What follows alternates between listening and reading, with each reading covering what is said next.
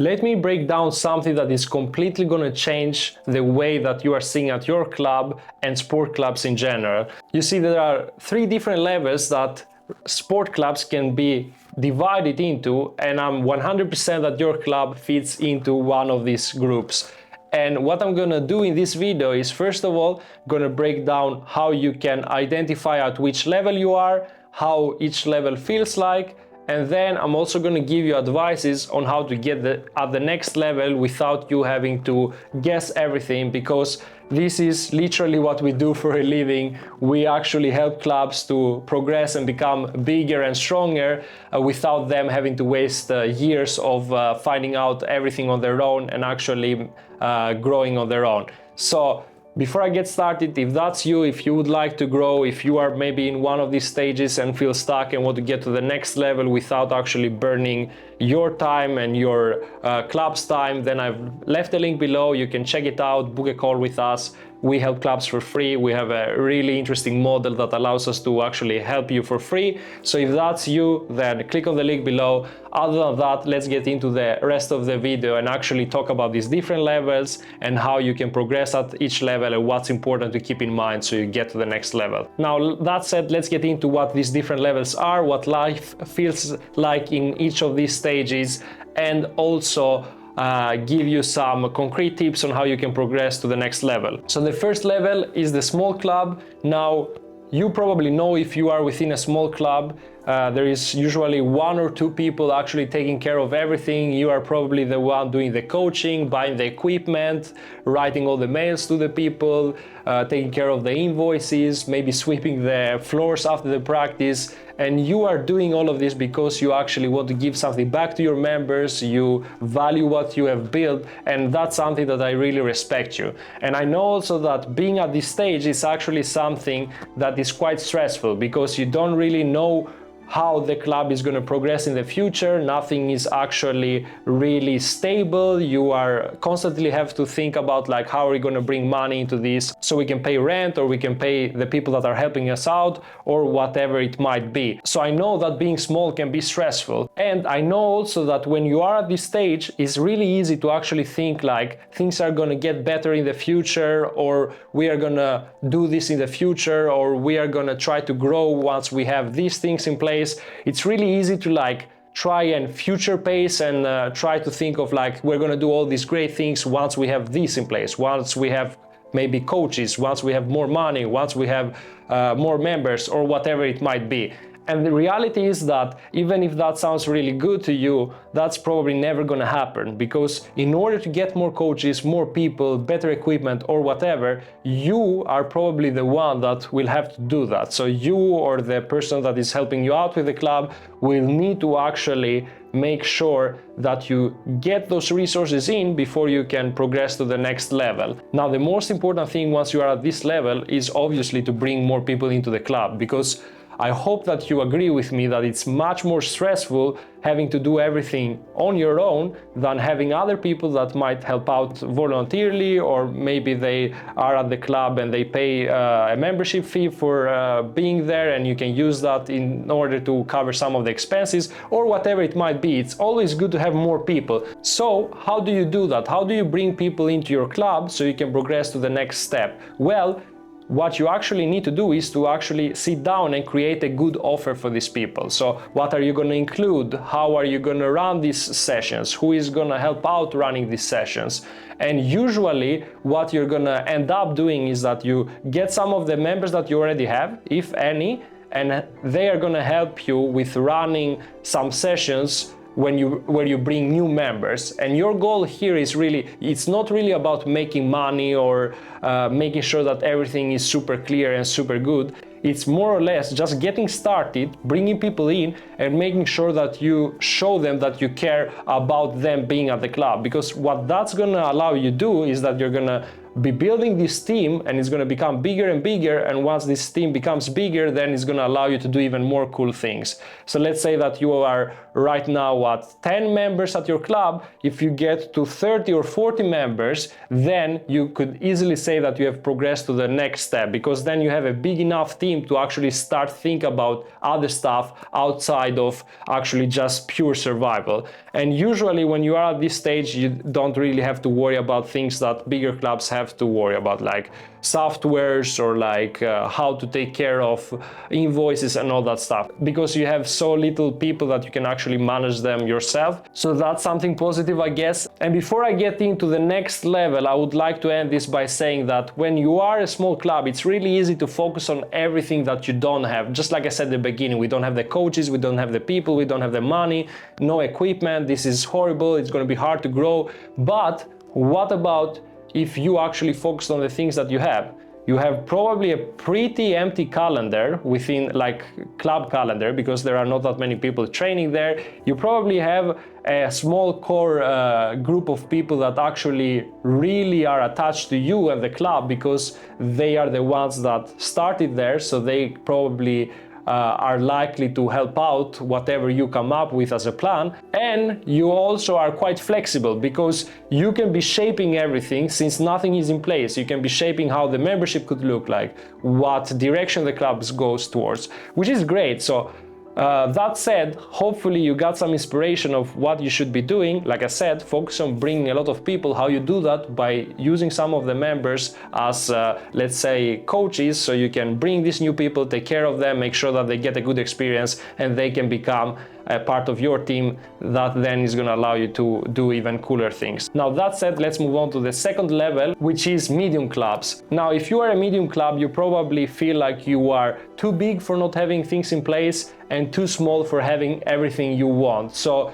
usually that's what the situation feels like, and that's why we like to call it like the endless cycle. And I would argue that most of the clubs out there, most sport clubs, are actually within this middle territorium. So you have some clubs that are really small, you have some clubs that are really big, and then the big majority of clubs are medium-sized clubs. Now, most clubs end up in this level because actually to progress to the next level, it kind of takes some effort and it kind of takes some planning around it. Some clubs maybe run things voluntarily, or maybe they don't really think about how we can get to the next level. Maybe they are trying, but they are not getting it to work. So hopefully by me sharing what we have seen work really well when we have helped clubs to go from medium to large, actually helps you also, because I'm sure that there are clubs out there. I know that I am in touch with clubs out there every week that are actually in this medium-sized level, that don't really want to be here. They want to be bigger, they want to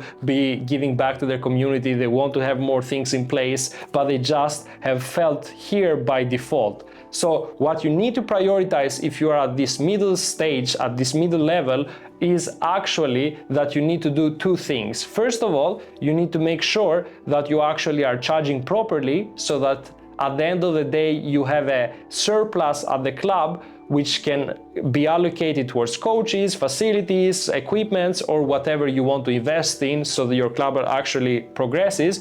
And you need to also make sure that you get more coaches within your club, because if you have the coaches, then you probably are going to agree with me, it's much easier to grow your club once the coaches are actually around. You can bring more members, and once you bring more members and make sure that you are charging more fairly, so you actually are left with some money to reinvest in the club, then it becomes quite clear how you can get to the next level. Now, that said, it's easier said than done. So how do you actually go about, how do you bring coaches, and how do you make more money for your club, so these two together can actually unlock capacity so you can grow even bigger? Well, when it comes to coaches, like I've said in many of the videos in this channel, you can actually go ahead and watch some of the videos that I've done when it comes to coaches in this channel. You want to actually start by lowering your expectations. Instead of saying that we're going to have the best coaches, you're just going to say like, we're going to have more coaches, and we're going to develop these coaches.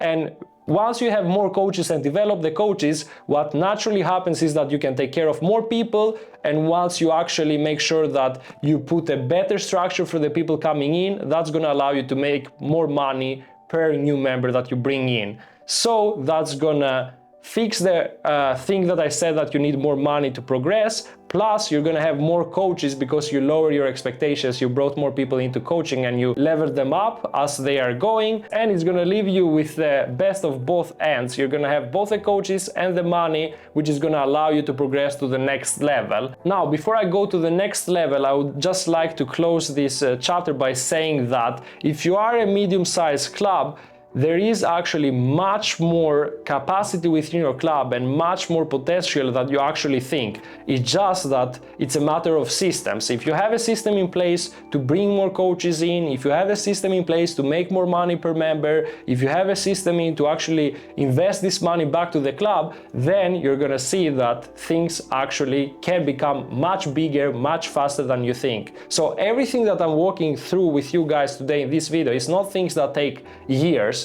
A lot of clubs think that to get from a small club to a big club, it should take you like 10 or 20 years. And I mean, yes, if you do traditional stuff that most clubs are doing, maybe it's going to take you that long. But if you're actually using modern systems, are actually open to try out new things, then you can get there much quicker. And how do I know? Just like I said earlier, this is basically what I do. I help clubs to grow much faster than they would do themselves. And we have done this with tens and tens of clubs. We've got clubs from just a handful of members to going up to 100 active members within a year. Listen to that, 100 active members within a year, and they just started with only 10 members in the beginning. So you can grow so much faster than you think. It's just a matter of like priorities and doing the right things. And that's the idea of this whole video, giving you some tactics on how you can get to the next level much faster. Now that said, let's jump into the last level, which is large club.